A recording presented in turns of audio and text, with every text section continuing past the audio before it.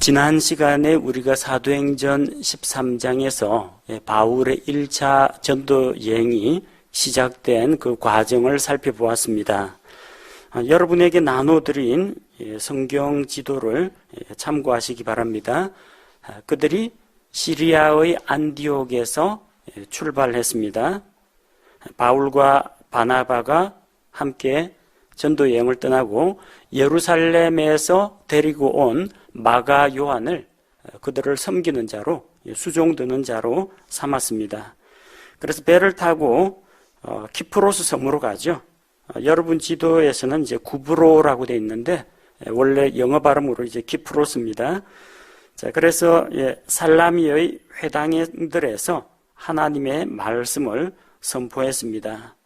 그리고 바보에 이르러서 여기에 총독 서기오 바울에게 하나님의 말씀을 전하는데 이 무당 마법사 엘루마가 하나님의 말씀을 대적하고 방해하자 사도 바울이 그를 주의 말씀으로 책망하여 그가 눈이 멀게 됩니다. 다시 배를 타고 저기 밤빌리아 쪽에 있는 버가에 이릅니다. 그런데 여행의 힘든 여정을 견디지 못하고 마가 요한은 여기에서 예루살렘으로 돌아가 버립니다. 함께 동행하던 선교 여행단에서 탈락해 버립니다. 자, 이 버가항에서 이제 내륙으로 쭉 북쪽으로 올라갑니다. 비시디아라는 지역이 나오죠. 그 비시디아 안디옥. 오른쪽에 있는 것은 시리아 안디옥이고요. 지도 한 중앙에 있는 것은 비시디아 안디옥입니다. 비시디아 안디옥에 있는 회당에서 이제 하나님의 말씀을 선포했습니다. 지난 시간에 비시디아 안디옥에 들어가게 된 경위에 대해서 살펴보았고요. 오늘 드디어 이제 비시디아 안디옥을 배경으로 하나님의 말씀을 선포하는 그 장면을 볼 수가 있습니다. 그들은 처음에는 유대인들의 회당들을 찾아다니면서 말씀을 전했습니다.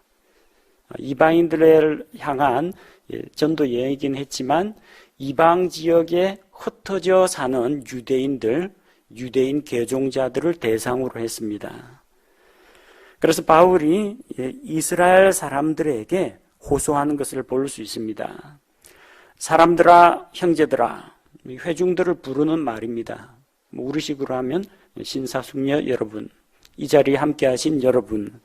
근데 바울이 형제들아 라고 부르는 걸 보면은 히브리 사람들, 유대인들을 대상으로 하고 있다는 것을 알 수가 있습니다. 유대인들은 이방인들에게 함부로 형제라고 부르지는 않습니다.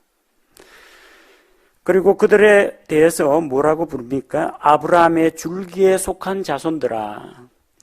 자, 아브라함의 줄기, 아브라함이 밑뿌리가 되고 아브라함에게서 뻗어나온 줄기에 해당되는 자들이라는 겁니다. 로마서 11장 24절에 보면 내가 본래 야생 올리브 나무에서 잘려 본성에 역행하며, 이방인을 말합니다. 좋은 올리브 나무에 접붙여 젖을 진대 하물며 본래의 가지인 이들이야. 본래 가지들은 유대인들을 말합니다. 얼마나 더 자기 자신의 올리브 나무에 접붙여지겠느냐. 유대인들은 태어날 때부터 아브라함 언약을 받고 태어난 자들입니다. 아브라함의 몸에서 난 자들이기 때문에. 그러나 그 약속은 육신을 통해서 오지 않습니다. 아무리 아브라함의 허리에서 나온 자라고 할지라도 자기 자신을 하나님의 언약과 무관한 자라고 여기면 그 사람은 아브라함 언약을 상속받지 못한다는 겁니다. 자, 아브라함에게서 난 자가 이삭도 있고 이스마엘이 있습니다. 이삭은 하나님의 약속대로 얻은 아들이요, 이스마엘은 육신을 따라 난 아들입니다. 아브라함에게서 났다고 해서 다 아브라함의 자손은 아닙니다. 한 대 내려가 보십시오. 이삭 다음에 야곱과 에서가 나오죠. 둘 다 믿음의 가정에서 났습니다. 둘 다 아브라함의 자손입니다. 이삭의 아이들입니다. 그러나 에서는 하나님의 약속을 무가치한 것으로 여기고 장자의 권리를 하찮게 여기고 기껏 팥죽하고 빵하고 바꿔 먹었습니다. 그래서 그는 이스라엘 민족이 아니라 에돔 민족이 되어서 저 세일산 그쪽으로 내려가서 삽니다. 누가 약속을 받았습니까? 야곱이 하나님의 약속을 이어받았습니다. 혈통적으로 아브라함에게서 났다라는 게 중요하지 않다는 겁니다. 좋은 점은 있죠. 뭐가 좋습니까? 하나님의 말씀이 그들에게 맡겨졌기 때문이라. 그들은 하나님의 말씀, 율법, 성막, 제사장 이런 것들을 가지고 하나님을 더 가까이 더 쉽게 알 수 있는 좋은 환경에서 태어났습니다. 하지만 그 하나님의 언약을 믿고 받아들이지 않으면 자기는 아브라함 언약하고 무관한 자가 된다는 겁니다. 그래서 아브라함의 뿌리에서 나온 줄기, 그 유대인이라 할지라도 가지치기가 되어버립니다. 언약하고 관계없는 자들은. 대신에 아브라함의 뿌리에 속하지 않았던 우리 저기 들에서 자라는 야생 올리브 나무 출신인 우리는 거기에서 잘라져서 아브라함의 본체에 접붙임을 받았다는 겁니다. 이방인들이 아브라함 언약을 계승하는 자들이 되었다는 겁니다.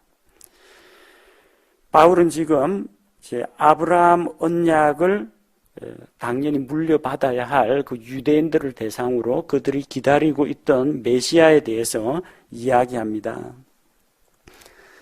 자, 또 그들을 뭐라고 부릅니까? 너희 가운데 하나님을 두려워하는 모든 자들아. 하나님을 두려워하는 자들. 이방인들은 하나님이 계시다는 것도 잘 알지 못합니다. 하나님을 두려워한다는 것은 그분을 알고 그분의 존재를 알고 있고 또 그분을 믿는 자들을 이야기합니다. 누가 주를 두려워합니까? 지혜 있는 자는 하나님의 존재를 알고 그분을 두려워합니다. 또 그분의 훈계와 책망, 그분의 명령의 말씀들을 받아들입니다. 바로 그 하나님께서 이 구원의 말씀을 너희에게 보내셨거늘. 너희는 누구예요? 유대인.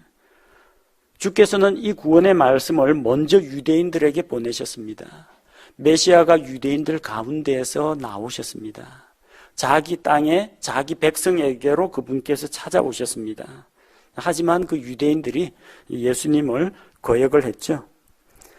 자, 그래서 이제 그들에 대해서 이야기합니다. 예루살렘에 거하는 자들과 그들의 치리자들이 그분을 예수 그리스도를 알지 못하고 심지어 안식일마다 일른 대언자들의 목소리들도 알지 못하였으므로 그분을 정죄하여 그 목소리들을 성취하였도다. 그들은 하나님의 말씀을 열심히 읽고 암송하고 있었지만 바로 예수님께서 약속대로 오신 분이라는 것을 깨닫지 못했다는 겁니다. 그래서 예수님을 정죄하고 죽음에 넘겨주었다는 겁니다. 그렇게 함으로써 그 목소리들을 성취하였도다. 대언자들의 예언이 성취되었다는 겁니다.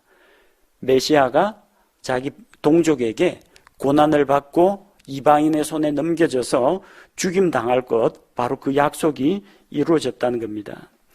대제사장, 수제사장들, 백성의 장로들, 서기관들, 바리새인들, 사두개인들, 헤롯 당원들, 제각기 교리나 입장은 다르지만 예수님을 정죄하고 죽이는 데는 다 한 목소리를 냈습니다.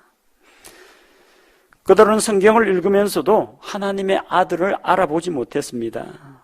마태복음 22장 29절에서 예수님께서 그들을 책망하십니다. 너희가 성경 기록들도 알지 못하고 하나님의 권능도 알지 못함으로 잘못하느니라. 성경을 지식적으로만 머리로만 알고 있었지 그것이 바로 자기에게 주시는 말씀으로 마음으로 받지 않았기 때문입니다. 바로 그들이 이렇게 예수 그리스도를 인정하지 않고 십자가에 못 박아 죽인 그 사실은 이미 대언자들이 예언한 바와 같습니다. 이사야 53장에 메시아 고난장으로 불리는 바로 그 장에서 예수님께서는 아무 죄가 없으신 분으로서 우리 죄를 담당하셔서 대신 채찍에 맞으시고 우리 대신 고난당하시고 또 죄인들과 함께 처형당해서 무덤에 묻힐 것을 대언자들이 예언을 했습니다. 바로 그 성경 기록들이 성취가 되었습니다. 자, 예수님께서는 십자가에 달려 죽으시고 돌무덤에 장사 지낸 바 되었지만 하나님께서 그분을 다시 살리셨다는 겁니다. 바로 이 사도들이 이 부활의 증인이 되었습니다. 예수님께서 부활하신 자기의 모습을 40일간 땅에 계시면서 많은 사람들에게 보여주셨습니다. 그리고 지금 이 말씀을 전하고 있는 바울과 바나바도 예수 그리스도의 십자가 죽음과 부활의 증인으로 말씀을 선포하는 겁니다. 자, 그들은 예수 그리스도의 부활을 소개하면서 구약 성경을 인용합니다. 우리가 너희에게 기쁜 소식을 밝히 알린다. 그 소식이 무엇이냐? 하나님께서 우리 조상들에게 하신 약속이라는 겁니다. 바로 그 약속은 어떻게 성취가 되었느냐? 33절을 보니까 조상들에게 하신 그 약속은 하나님께서 예수님을 다시 일으키심으로써 성취가 되었다고 했습니다. 그 약속이 무엇입니까? 그것은 시편 2째 편에 나온다고 했습니다. 시편 2째 편에 기록된 바 너는 내 아들이라 이날 내가 너를 낳았도다 함과 같으니라. 자, 시편 2편 7절 말씀에 보면요, 내가 칙령을 밝히 보이리라 주께서 내게 이르시되 너는 내 아들이라 이날 내가 너를 낳았도다. 그리고 바로 그 아들에게, 하나님의 아들에게 온 땅을 다스릴 수 있는 권세를 주신다. 그 내용들이 기록이 되어 있습니다. 만약 그 아들에게 입맞추지 않고 그 아들을 거역하는 자는 반드시 죽임을 당할 것이라는 것이 시편에 기록되어 있습니다. 자, 근데 그 약속이 어떻게 성취가 되었느냐? 예수 그리스도를 죽은 자 가운데서 다시 일으키심으로써 이 시편 2편 7절 말씀이 성취가 되었다는 겁니다. 히브리서 1장 4절과 5절에 보면은 예수 그리스도는 하나님의 아들이심을 보여줍니다. 그분께서 천사들보다 훨씬 더 뛰어나게 되신 것은 상속을 통해 그들보다 더욱 뛰어난 이름을 얻으셨기 때문이라. 예수님은 하나님의 창조물인 천사들과는 격이 다릅니다. 천사들은 창조된 존재입니다. 예수님은 창조주십니다. 5절에 그분께서, 하나님께서 어느 때에 천사들 중에 누구에게 너는 내 아들이라 이날 내가 너를 낳았도다 하셨느냐? 하나님이 어느 천사한테 너는 내 아들이라 하신 적이 있습니까? 내가 너를 낳았다 하신 그런 천사가 있습니까? 심부름꾼 전령 천사한테는 한 번도 그런 말씀을 하신 적이 없습니다. 또다시 나는 그에게 아버지가 되고 그는 내게 아들이 되리라 하셨느냐? 천사들에게 하신 말씀이 아니라 자기 아들 예수 그리스도에게 하신 말씀입니다. 그런데 이 히브리서 1장 4, 5절 말씀이 어디에 기초하고 있느냐? 너는 내 아들이라. 시편 2편 7절에 기초한 말씀입니다. 그러면은 이 시편 2편 7절의 말씀은 언제 어느 시점을 이야기하느냐는 겁니다. 우리는 사도행전 13장 33절을 통해서 그 약속, 그것은 시편 2째 편에 기록된 바, 그것이 그 약속인데 그 약속은 언제 성취되었다? 하나님께서 예수님을 다시 일으키심으로 이 약속이 성취가 되었다는 겁니다. 오해하지 마시기 바랍니다. 히브리서 1장 4, 5절을 보면 예수 그리스도는 본래부터 하나님의 아들이십니다. 본래부터 하나님의 아들이에요. 예수님이 마리아의 태에서 나고 나서 하나님의 아들 된 게 아닙니다. 십자가에서 죽고 부활한 다음에 하나님의 아들이 된 게 아닙니다. 그 조상들에게 주신 메시아에 대한 언약의 성취는 예수님의 십자가 죽음과 부활로부터 되는데 예수님이 하나님의 아들이라는 그 증거가 뭐냐는 겁니다.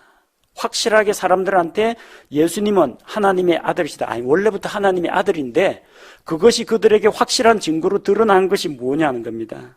그것은 바로 로마서 1장 3절 4절 말씀처럼 자신의 아들 예수 그리스도 우리 주에 관한 것이라. 그분께서는 육체로는 다윗의 씨에서 나셨고 거룩함의 영으로는 죽은 자들로부터 부활하심으로써 하나님의 아들로 권능 있게 밝히 드러나셨느니라. 개역성경에는 이 부분이 예수님이 부활하심으로 말미암아 하나님의 아들로 인정받았다고 합니다. 예수님이 부활하고 나서 하나님의 아들로 인정받은 게 아닙니다. 원래부터 하나님의 아들이신데 그분이 하나님의 아들이시라는 그 증거는 십자가의 죽음과 부활로 드러났다는 겁니다. 십자가에 예수님께서 달려 죽을 때 그것을 지켜보던 백부장이 그는 진실로 하나님의 아들이었도다 고백을 합니다. 십자가에 달리는 것과 그때 일어난 모든 현상을 보고 그분은 진실로 하나님의 아들이었다 고백합니다. 예수님 십자가에서 죽으시고 부활하셨습니다. 예수님의 부활을 의심하던 도마가 뭐라고 고백합니까? 나의 주, 나의 하나님. 그렇게 고백합니다. 일반 사람은 죽었다가 무덤에서 부활하지 못합니다. 생명과 사망을 주장하는 하나님만이 사망 권세를 이기고 부활할 수가 있다는 겁니다. 따라서 십자가에서 죽으시고 부활하심으로 하나님의 아들로 인정받은 것이 아니라 그분이 원래부터 하나님의 아들이신데 부활로 말미암아 하나님의 아들로 권능 있게 밝히 드러났다는 겁니다. 그래서 시편 2편 7절 그분이 하나님의 아들이라는 사실이 사람들 앞에서 증명이 된 겁니다. 그리고 그것이 약속으로 성취가 된 것입니다. 그 예수님의 부활, 죽지 않고 부활하고 영원히 살아계신 그 약속은 실은 누구에게 준 약속이냐? 이스라엘 사람들에게 주신 약속이라는 겁니다. 34절에 보니까 그분께서 하나님께서 그분을 예수님을 죽은 자들로부터 살리시고 이제 다시 썩음으로 되돌아가지기 아니하게 하실 것에 관하여는 이같이 이르시되 내가 다윗에게 허락한 확실한 긍휼을 너희에게 베풀리라 하셨느니라. 다윗에게 허락하신 확실한 긍휼이 무엇입니까? 시편 89편 27절 28절에 나오는 주께서 다윗에게 주신 다윗 언약을 이야기합니다. 이건 사무엘하 7장에 나옵니다. 하나님께서 다윗의 집을 세우시고 또 다윗의 씨에게서 난 자가 영원토록 왕위에 앉아서 다스리며 그의 왕국이 영원할 것이다. 이게 다윗 언약입니다. 자, 그런데 정작 이 언약을 받은 다윗은 이 언약의 성취자가 아니었습니다. 그것은 다윗의 씨에게 하신 약속입니다. 다윗은 죽어서 썩어버렸습니다. 그러면 이 언약의 성취자가 아닙니다. 영원토록 다윗의 왕좌에 앉아서 다스리는 그 왕국과 그 권세가 영원 무궁한 다윗의 씨, 곧 예수 그리스도라는 겁니다. 자, 다윗 언약을 성취하려면 어떻게 해야 돼요? 예수님이 죽은 다음에 썩어버리면 안 된다는 겁니다. 죽으시고 부활하고 영원히 살아계셔야 다윗 언약이 성취가 된다는 겁니다. 조상들에게 하신 바로 그 언약이 성취가 됩니다. 35절에 보니까 그가 또한 다른 시편에서 이르되, 앞쪽에 나온 시편은 시편 89편 27, 28절을 이야기하고 다른 시편이라는 건 뭘 말하느냐? 시편 16편 10절 주의 거룩한 자로 썩음을 보지 않게 하옵소서 이겁니다. 주의 거룩한 자 메시아 그리스도가 썩지 않게 한다는 겁니다. 주의 거룩한 자는 다윗이 아닙니다. 36절에 다윗은 하나님의 뜻에 따라 자기 세대를 섬기다가 잠들고 묻혀서 자기 조상들에게 이르러 썩음을 보았습니다. 따라서 다윗은 아니고요. 다윗의 씨에서 난 메시아 그리스도를 이야기합니다. 37절 하나님께서 다시 일으키신 예수 그리스도는 썩음을 보지 아니하시고 영원히 살아계신다는 겁니다. 이스라엘의 소망이 무엇입니까? 비시디아 안디옥 그 지역에 있는 회당에 모인 유대인들의 소망이 무엇입니까? 메시아가 오셔서 온 세계를 통치하는 겁니다. 이스라엘을 모든 민족 가운데 가장 높이고 로마의 식민지 이거 다 벗어버리고 메시아가 땅끝까지 시편 2편 7절, 8절에 나오는 것처럼 내게 구하라. 내가 땅의 맨 끝 지역까지 너에게 주겠고 내가 철장 권세로 그들을 질그릇처럼 부술 것이다. 바로 메시아 왕국이 이루어지는 게 유대인들의 간절한 소망입니다. 근데 그 약속이 성취가 되었다는 거예요. 어떻게? 예수 그리스도의 십자가 부활로 말미암아 그분은 영원히 살아계시는 왕으로서, 그분이 지금 하늘로 올라가셨지만 다시 오신다는 겁니다. 그래서 지금 바울의 이야기가 어떻게 진행이 되느냐면요, 회당에 모인 사람들 유대인이지 않습니까? 오 나의 형제들, 유대인 형제들아, 너희는 아브라함의 씨에 속한 자들이다. 또 하나님을 두려워하는 자들이라. 근데 우리 이스라엘 민족의 소망이 무엇이냐? 메시아 아니냐? 그 메시아를 지금 소개하고 있습니다. 이 예루살렘에 있던 유대인들이 무지몽매하여 자기들의 왕, 자기들의 메시아를 십자가에 못 박아 죽였지만 그분은 장사한 지 사흘 만에 다시 살아나셔서 시편 2편 7절에 그 말씀을 성취하시고 그분이 하나님의 아들 메시아이심을 증거해 주셨고, 그로 말미암아 다윗 언약을 성취하실 영원토록 살아계신 의로운 왕, 공평과 정의로 통치하시는 만왕의 왕, 바로 그분이 되셨다는 겁니다. 자, 그래서 이 바울이 이 복음의 말씀을 선포함에 따라서 이 사람들에게 메시아 예수 그리스도를 소개합니다. 그러므로 이제 여러분 형제들, 이제 이 사람을 통해서 죄들의 용서가 선포되었다. 예수 그리스도를 통한 구원의 길을 소개합니다. 모세의 율법으로는 사람이 의롭게 되지 못합니다. 사람이 그 율법을 다 지킬 수가 없습니다. 율법은 의롭게 되라고 주신 것이 아니라 하나님이 얼마나 거룩하고 의로우신 분인지 사람들이 알도록, 또 사람이 연약한 죄인이라는 것을 깨닫도록 율법을 주신 것입니다. 율법을 통해서는 자기가 죄인이라는 걸 깨닫습니다. 그 결과 이 죄 문제를 해결해 줄 구원자 그리스도를 기다리게 하고 그분을 만나도록 그분께로 인도하는 역할을 율법이 담당합니다. 모세의 율법은 사람을 의롭게 하지는 못합니다. 죄를 지적하고 책망하고 구원자가 필요하다는 사실을 깨우쳐 줍니다. 그러나 예수 그리스도를 믿는 자는 이제 의롭게 됩니다. 모세의 율법으로는 너희가 의롭게 되지 못하던 모든 일에서도 믿는 모든 자가, 예수 그리스도를 믿는 모든 자가 그분으로 말미암아 의롭게 된다는 것입니다. 따라서 이제 경고의 말씀을 그들에게 줍니다. 그런즉 너희는 대언자들의 글에서 말씀하신 것이 너희에게 닥치지 아니하도록 주의하라고 했습니다. 복음의 말씀을 들은 자들에게는 책임이 따릅니다. 그것을 받아들여야 할 책임이 따릅니다. 안 받아들이면 어떻게 됩니까? 거역하는 자, 메시아를 거역하는 자, 그 마지막은 사망입니다. 41절, 보라 멸시하는 자들아 너희는 이상히 여기고 멸망하라. 내가 너희의 날들에 한 일을 행하리니 사람이 너희에게 그것을 밝히 말하여도 너희가 결코 그 일을 믿지 아니하리라 하셨느니라. 하나님께서 그들에게 놀라운 한 일을 행하실 것입니다. 그런데 사람들이 이상하게 신비하게 여기긴 하지만 믿지는 않을 것이라고 했습니다.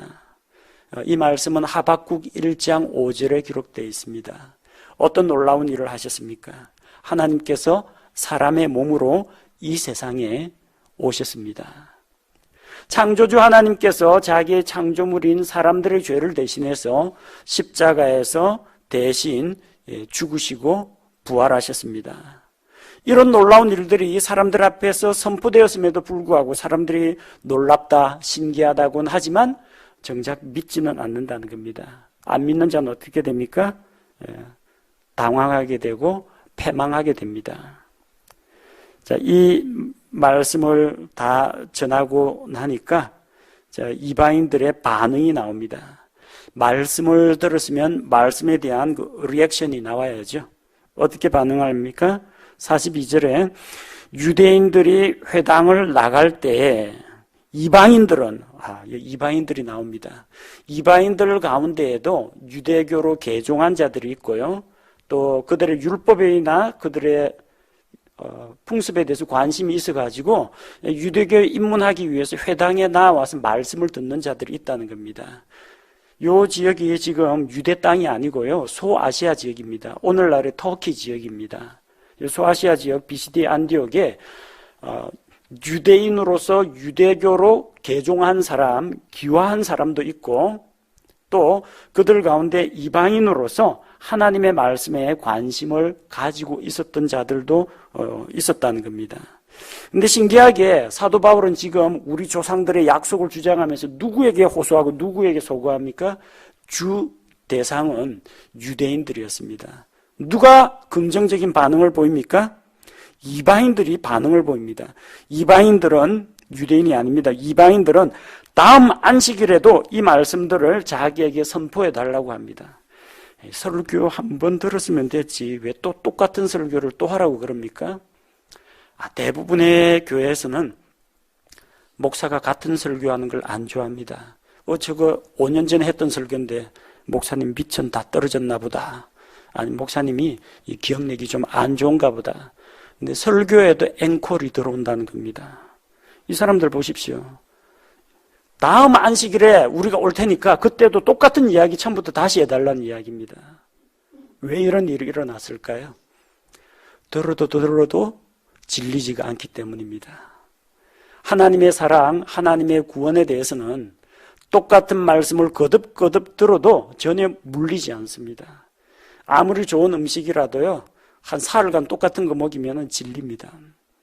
하나님의 은혜의 말씀은 들어도 결코 질리지가 않습니다. 듣고 또 들어도 좋은 말씀입니다. 근데 또 다른 이유가 있습니다. 무슨 이유냐?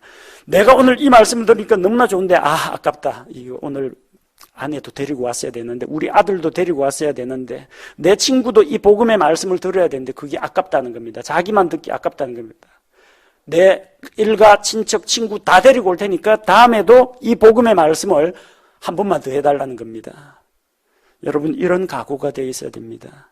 하나님의 말씀을 듣고 좋다. 오늘 은혜로운 말씀이네. 그뿐만 아니라 이 말씀을 내가 아는 아직까지 구원받지 못한 누구도 좀 같이 들었으면 좋겠다. 그런 마음이 있어야 된다는 겁니다. 유대인도 아닌 이방인들이 이런 이야기를 했습니다. 자, 그렇게 간청을 했고요. 43절에 보니까 이제 회중이 흩어진 뒤에 유대인과 신앙심 있는 유대교 개종자 중에 원래 유대인이 아닌데 유대교를 기화한 사람을 말합니다. 이방인 출신으로서 유대교 개종자 중에 많은 사람들이 바울과 바나바를 따랐습니다. 그러자 이 바울과 바나바가 그들을 설득하여 하나님의 은혜 안에 거하게 했습니다. 어떻게 은혜 안에 거할 수 있겠어요? 하나님의 말씀을 그들에게 들려줌으로써 그들이 하나님의 은혜 안에 좋은 말씀 듣고 잊어버리면 안 됩니다. 계속 은혜 안에 거할 수 있도록 도와주었습니다. 자, 그리고 이제 드디어 수많은 사람들 앞에서 다시 한번 이 은혜의 말씀을 선포하면서 또 그들이 사역의 방향을 정확하게 잡게 됩니다. 44절, 그 다음 안식일에는 거의 온 도시가 하나님의 말씀을 들으려고 함께 나아왔다고 했습니다. 보십시오. 그거 내가 한번 들었는데 다음에 또 듣고 싶다가 아니라 자기하고 함께 들어야 될 사람들을 다 끌고 온 겁니다. 그러니까 온 도시 사람들을 다 데리고 왔습니다. 이 은혜의 말씀을 함께 듣자고. 그런데 그걸 보고 정작 이방인들이 하나님을 더 알겠다고 하면 유대인들이 기분이 좋아야 되겠죠. 영 심기가 불편합니다. 하나님은 우리들의 하나님, 우리 민족의 하나님, 우리만 택함 받은 민족, 이렇게 생각했는데 이방인들이 하나님을 믿고 돌아오니까 시기하는 마음이 생겼습니다. 자, 그래서 유대인들이 그 무리들을 보고 시기가 가득하여 바울이 말한 그것들을 대적하여 말하고 반박하며 신성모독하거늘. 유대인이 누굽니까? 하나님의 백성입니다. 모세의 율법 하나님의 말씀을 받은 자들입니다. 온 세상에 하나님의 말씀을 전해야 할 책임이 있는 제사장 민족입니다. 그런데 바울이 말한 구약시대부터 내려오는 하나님의 율법의 말씀과 또 대언자들의 말씀을 자기들이 그 말씀을 오히려 대적하는 자가 된다는 겁니다. 놀라운 일이죠. 이방인들이 하나님의 은혜를 받아들이는 것에 대해서 시기하고 질투하고, 그래서 바울이 말하는 것을 사사건건 반박을 하면서 신성모독, 하나님을 모독하는 일을 합니다. 이름만 유대인이지 이 사람들은 유대인이 아닙니다. 핏줄은 아브라함의 핏줄일지 모르겠지만 아브라함 언약하고는 관계없는 자라는 겁니다. 자, 그래서 바울과 바나바가 담대하게 이야기합니다. 하나님의 말씀을 마땅히 너희에게 먼저 말할 필요가 있었으나 그들의 원래 주 관심 대상은 자기 동족 유대인들의 구원의 문제였습니다. 말씀은 본래 유대인들에게 먼저 주어졌습니다. 그러나 유대인들이 그것을 거부하고 자기들 자신을 영존하는 생명에 합당하지 않은 자로 판단함으로 신성모독하고 영생도 필요 없다, 그리스도도 필요 없다, 메시아도 필요 없다, 아브라함 언약도 필요 없다, 다 거부하니까 그래서 보라 우리는 이방인들에게로 돌아서노라. 그래서 사도행전 13장 46절 47절에서 사도 바울이 본격적인 이방인 선교 사역에 주력하게 되는 겁니다. 유대인들을 덜 소중히 여겼던 건 아닙니다. 로마서를 보면 바울은 자기 동족 유대인들의 구원을 위해서 마음속에 끊임없는 그런 열정을, 관심을 가지고 있었습니다. 그런데 유대인들 당사자들이 그 복음과 하나님의 은혜를 거부하는 겁니다. 이건 선물입니다. 억지로 떠먹인다고 되는 게 아니고 은혜의 선물입니다. 선물 줄 때 고맙습니다 하고 받으면 자기 게 되는데 그 하나님의 은혜로운 선물을 거절한다는 겁니다.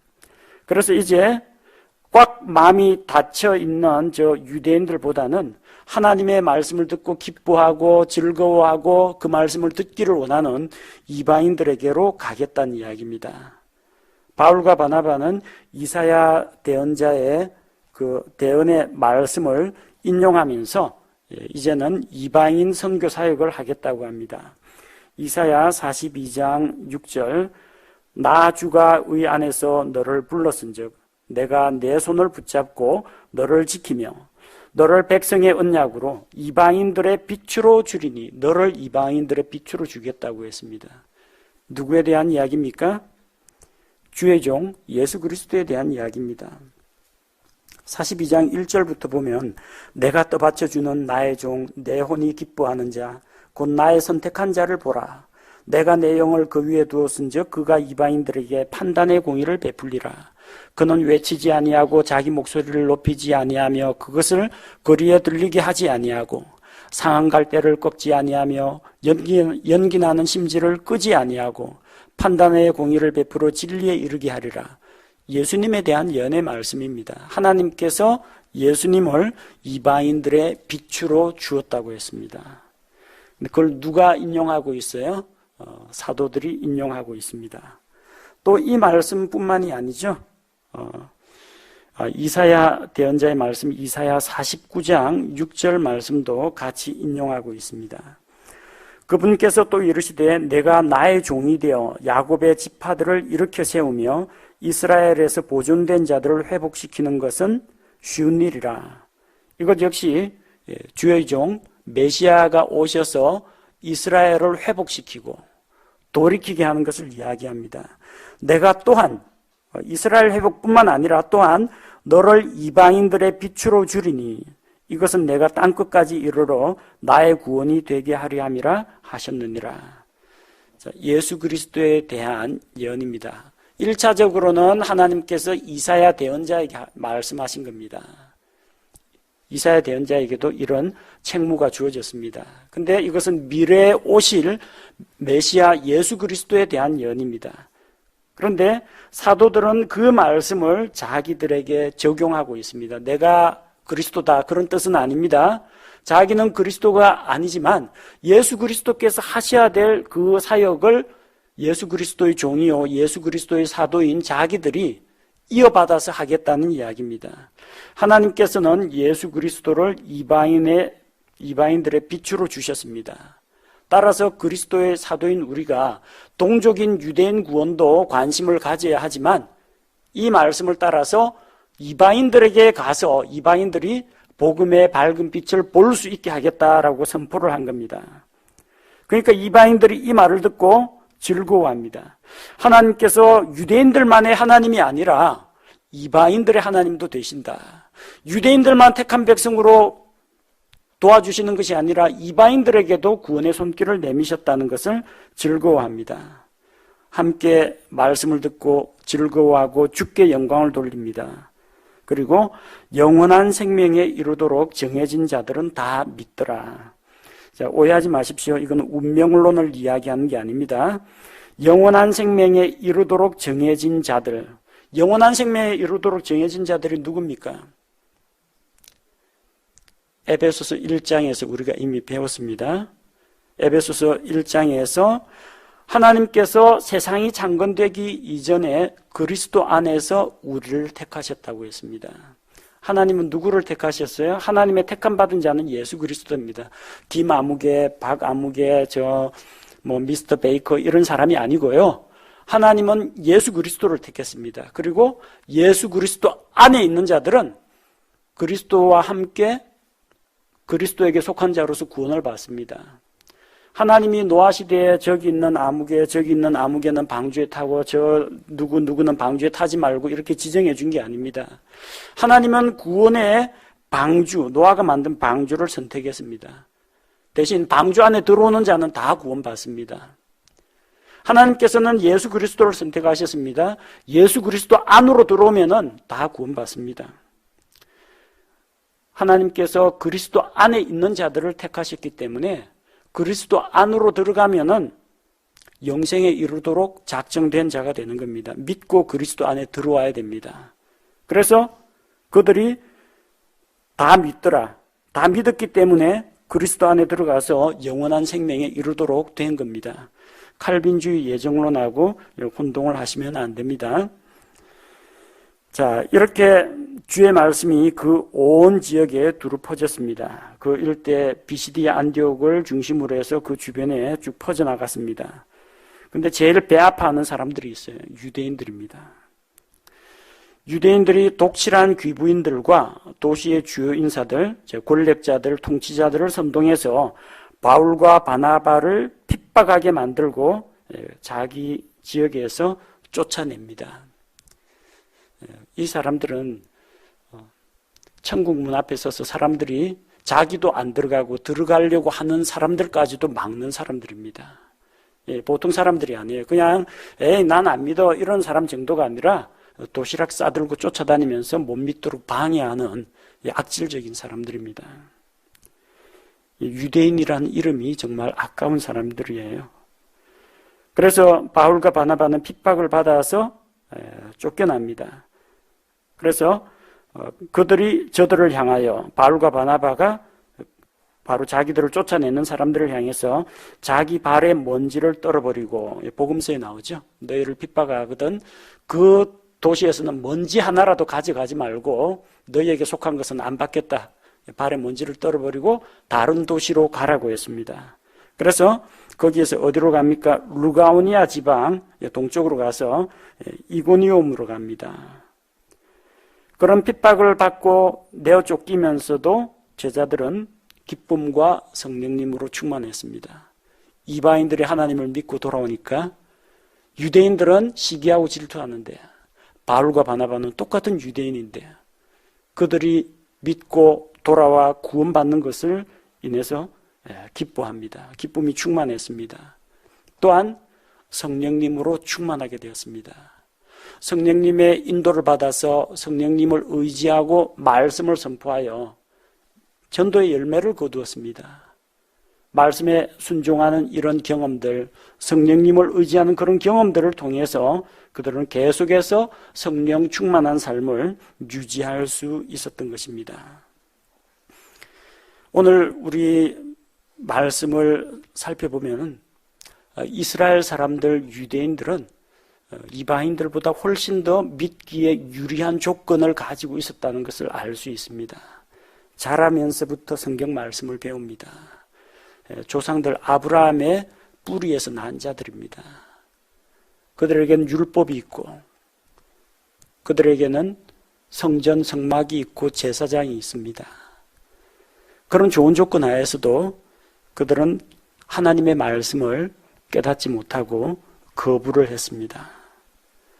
자기들만 예수님을 거부할 뿐만 아니라 다른 사람이 믿는 것까지도 방해했습니다. 이런 자들은 제 아무리 아브라함의 핏줄에서 나왔다고 할지라도 아브라함 언약에서 떨어져 나가고 그 언약을 누리지를 못합니다.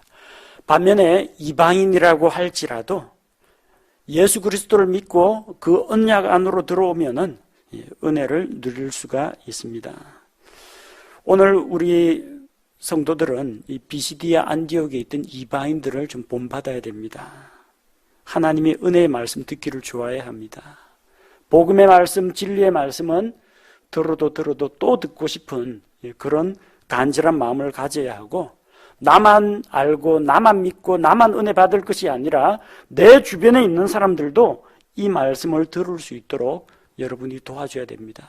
예배에 초청하기도 하고 설교 CD를 나눠주기도 하고 설교 동영상 같은 것들을 보내주기도 하고 그렇게 말씀을 나눠야 됩니다. 보십시오. 요 온 도시 사람들이 거의 다 나왔다고 하지 않습니까? 얼마나 그 일주일 동안 열심히 뛰어다녔겠습니까? 물론 그들 가운데 믿고 받아들이는 자도 있고 거부하는 자도 있겠지만 다른 사람들이 은혜의 말씀을 접할 수 있는 기회를 줘야 됩니다. 이렇게 우리가 말씀을 선포하고 또 말씀 가운데 거할 때 우리 역시 기쁨과 성령님이 충만한 삶을 살아갈 수가 있습니다.